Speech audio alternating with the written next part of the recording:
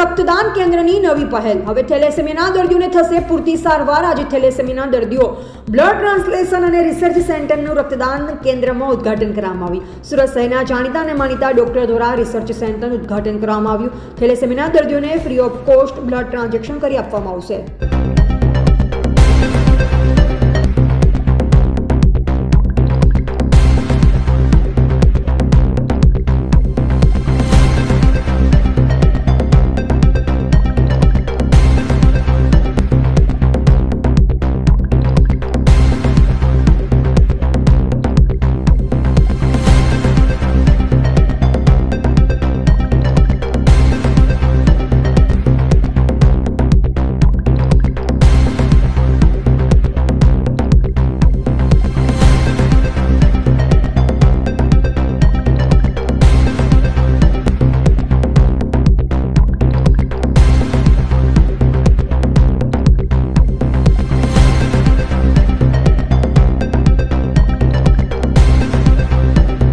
जी sir, अपना नाम नहीं उठो।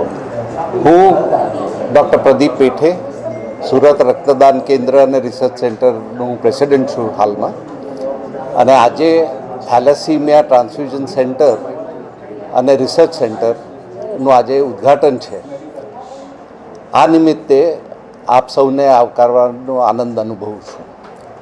આજે શ્રીમતી સુવર્ણા મહેશ દેસાઈ અને ડૉક્ટર મહેશ કે દેસાઈ એમના ખૂબ જ સહકારથી અમને આ લાભ મળ્યો છે।